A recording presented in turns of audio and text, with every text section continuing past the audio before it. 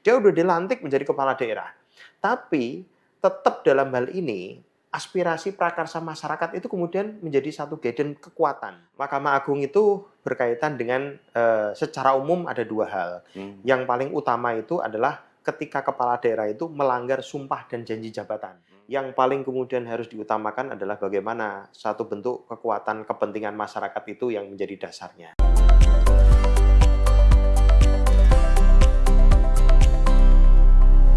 Hai Tribuners, jumpa lagi dengan saya dalam acara Tribun Topik. Saya Iswidodo, News Manager Tribun Jateng, mengajak Tribuners semua menyimak bagaimana penjelasan topik-topik yang sedang hangat saat ini, yaitu satu masalah PBB, kenaikan PBB, dan yang kedua tentang pemakzulan kepala daerah. Oleh karena itu kita hadirkan ahli hukum tata negara yang juga Wakil Rektor 3 Universitas Semarang atau USM, yaitu Bapak Dr. M. Junaidi, SHIMH. Assalamualaikum Pak Jun. Waalaikumsalam, Pak Is. Luar biasa hari ini rekan-rekan Tribuner. Iya, Pak Dr. Junaidi masih muda, tapi saya panggil Pak. Ini kan Wakil Rektor. Saya panggil Pak Is, Pak. Mas Is.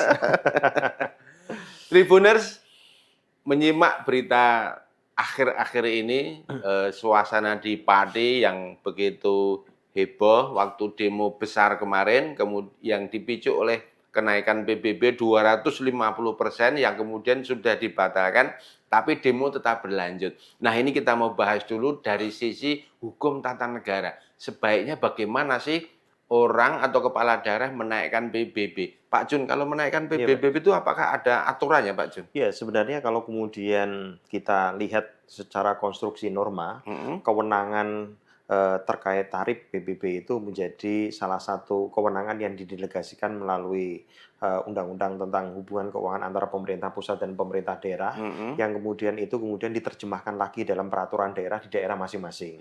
Dan peraturan daerah di daerah masing-masing itu kemudian mendelegasikan lagi kepada peraturan bupati, yang kemudian peraturan bupati itu merupakan kebijakan pemerintah, seperti itu konteksnya, pemerintah daerah dalam hal ini Pak Is. Namun sejatinya kemudian tetap dalam hal ini, meskipun itu satu bentuk kebijakan pemerintah daerah atau peraturan kepala daerah sekalipun, karena ini mengandung unsur-unsur bahwa ada kepentingan masyarakat, ada beban masyarakat di situ. Kalau kemudian dinaikkan pajak PBB P2 itu, maka kemudian pelibatan masyarakat ini penting.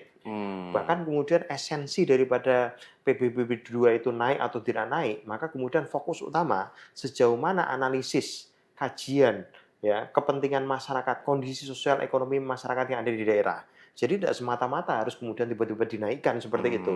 Apalagi kemudian dampaknya itu berdampak luas bagi masyarakat. Maka tentunya pemerintah meskipun punya legitimasi dan legalitas secara hukum seperti itu untuk membuat kebijakan pemerintah daerah yang dalam hal ini adalah kita sebut bentuknya adalah peraturan bupati atau peraturan wali kota, tetap dalam hal ini aspirasi yang menjadi masukan-masukan masyarakat itu menjadi satu guidance dan prioritas utama, Pak Is. Baik Tribuners, ternyata masukan atau pelibatan masyarakat menjadi pertimbangan utama dalam menaikkan PBB itu ya. Meskipun hal itu adalah kewenangan kepala daerah ya Pak Jun. Betul, Pak Is.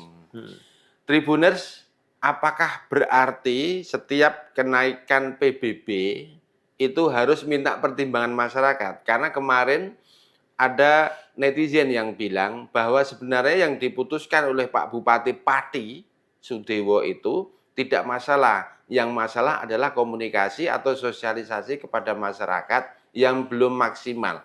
Kalau menurut Pak Jun seperti apa? Ya, memang PBB P2 itu kemudian kata-kata di dalam peraturan pemerintah, yang kemudian termasuk juga peraturan undang-undangan yang lain, termasuk undang-undang pemerintahan daerah, itu merupakan kategori pajak PBB, pajak daerah. Pajak daerah yang kemudian dilimitasikan adalah pajak PBB P2, pedesaan dan perkotaan itu kemudian aspeknya adalah menjadi satu bentuk yang nanti akan dimunculkan dan menjadi kategori beban daripada masyarakat.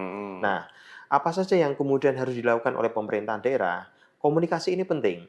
Ya, jadi kalau kemudian kita lihat dalam potretnya, kenapa kemudian luar biasa seperti itu, Iya. ya, aspirasi yang kemudian disalurkan oleh masyarakat dan lain sebagainya.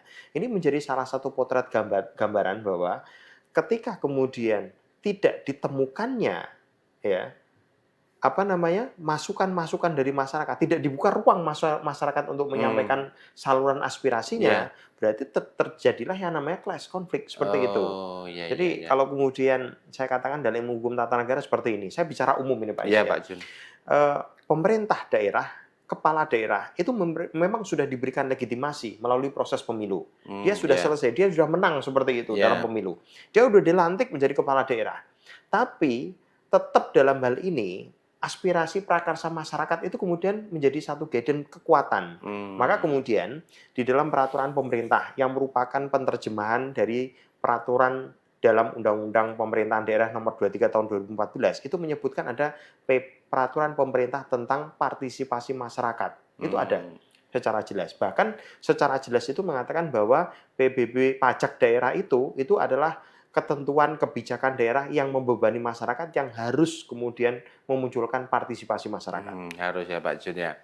Tribuners, dalam pilkada kemarin Pak Sudewo dan pasangannya itu memperoleh suara 53,4%. Kemudian dari target PBB tahun 2025 itu 29 M, apabila dinaikkan 250%, maka target PBB Kabupaten Pati 46 miliar. Tapi karena dibatalkan, sehingga targetnya tetap menjadi 29 miliar lagi. Pak Jun, ada banyak netizen yang mengirim pertanyaan kepada Tribun Jateng. Katanya kebijakan Bupati Pati menaikkan PBB 250% itu adalah antisipasi terhadap dampak efisiensi dari pemerintah pusat. Kalau memang seperti itu, berarti daerah-daerah lain, pemda-pemda lain juga akan menaikkan hal yang sama. Menurut Pak Jun seperti apa itu Pak Jun? Ya, gini Pak Is. Saya harus melihat dari korelasi konstruksi. Ketika kepala daerah itu mencalonkan diri, sampai kepala daerah itu kemudian dilantik dan melaksanakan kewajibannya sebagai kepala daerah. Ketika kemudian kita lihat bahwa pemerintah daerah itu atau kepala daerah itu, ya, ini secara umum itu dia harus punya inisiatif. Tidak tergantung pada pemerintah pusat seperti itu diantaranya. Nah, inisiatif-inisiatif itu kadang-kala kemudian disampaikan pada saat pilkada pencalonan. Ya, contohnya pilkada dia menyampaikan nantinya ketika saya jadi kepala daerah, maka kemudian saya tidak akan punya kebijakan membebani masyarakat. Ya, barangkali seperti kurang lebihnya ya. Kira-kira begitu lah. Tapi ini bukan parodi calon kepala daerahnya.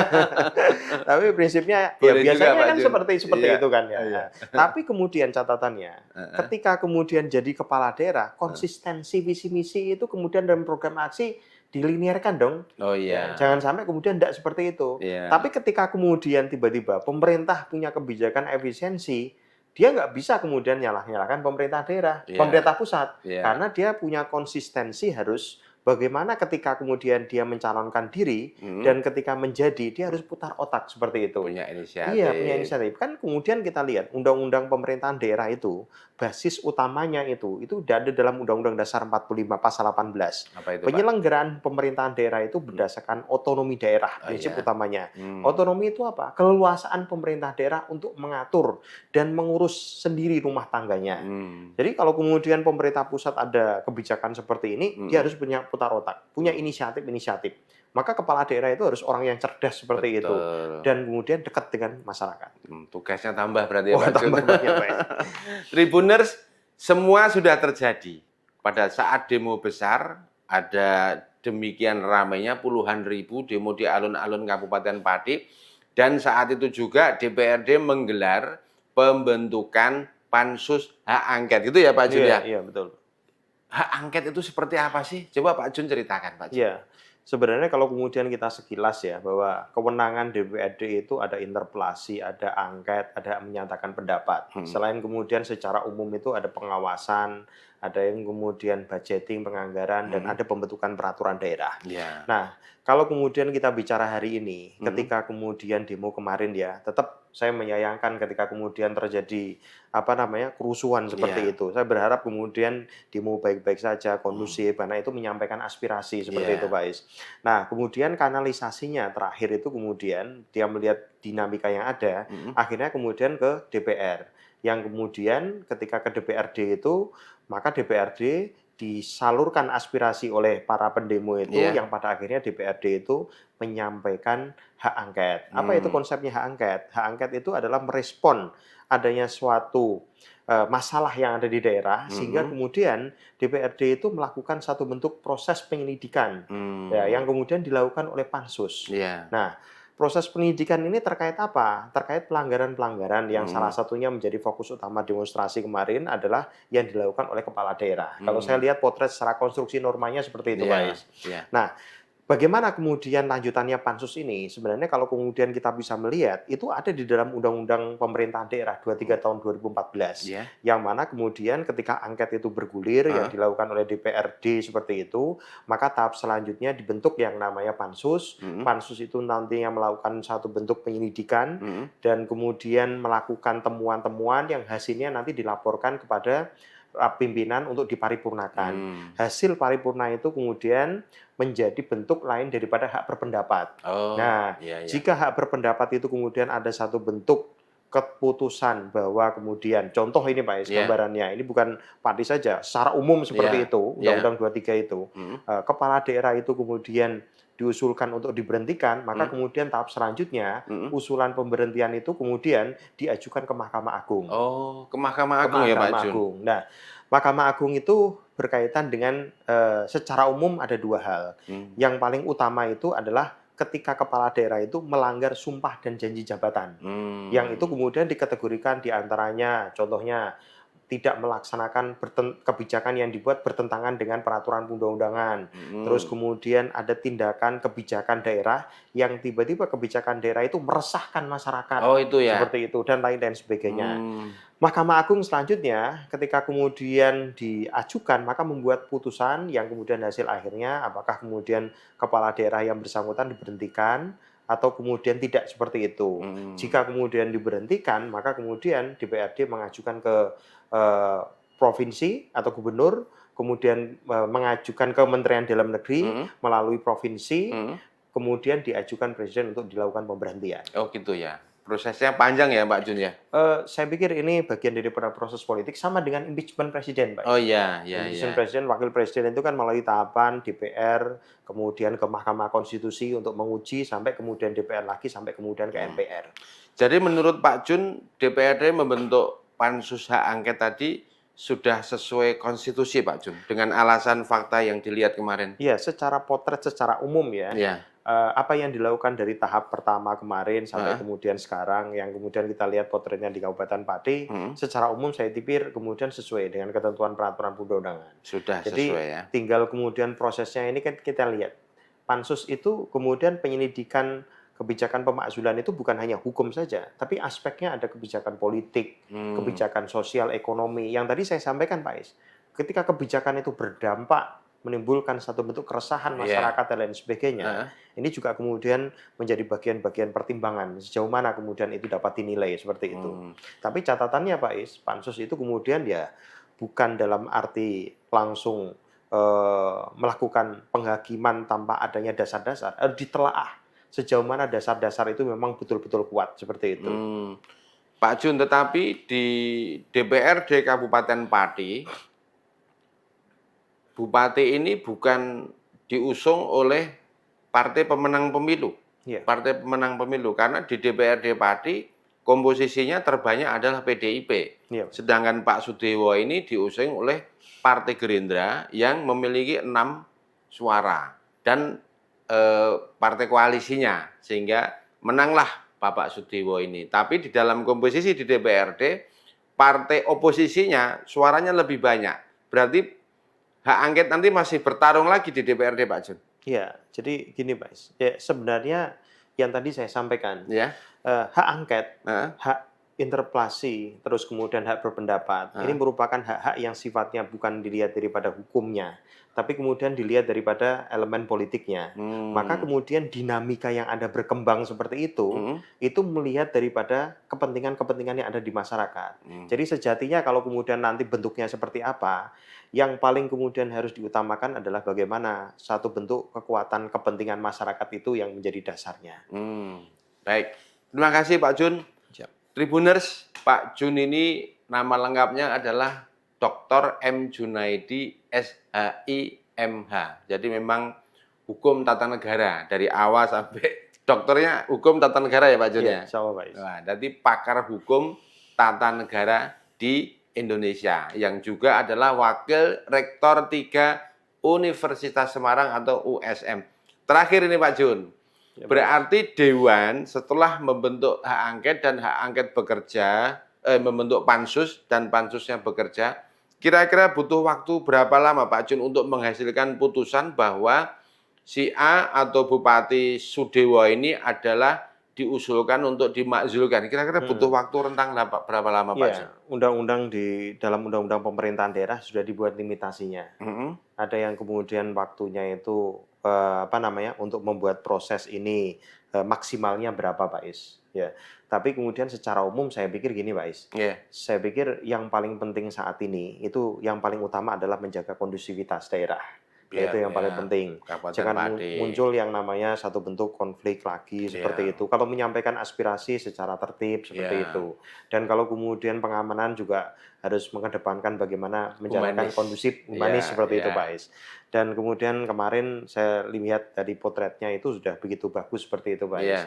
Nah kemudian yang patut kita lihat bahwa proses yang ada ini menjadi proses pembelajaran kita bahwa legitimasi itu bisa didapatkan, tapi kemudian tetap dalam hal ini pemerintah daerah itu harus mengedepankan kepentingan masyarakat. Nah, terkait dengan waktu dan durasinya seperti itu, maka kemudian kita melihat dari konteksnya, Pak Is. Kalau konteks masalah pansus itu ada batasannya secara umum di Undang-Undang Pemerintahan Daerah. Kemudian batasan ketika kemudian hak berpendapat sampai dengan batasan yang ada di Mahkamah Agung, Pak Is. Berapa waktu lama durasinya, ya seperti itu. Tapi catatan saya terkait waktu itu yang terpenting adalah kualitas. Kualitasnya. Kualitas. Contohnya ketika di pansus ini, kualitasnya bagaimana pansus itu kemudian mengawal. Kemarin saya lihatnya beberapa kali banyak media yang kemudian diundang dan kemudian hadir, yang kemudian para pihak-pihak itu kemudian diselidiki sampai ada yang nangis barang gitu Pak. Itu bagian daripada proses dinamika yang kemudian patut untuk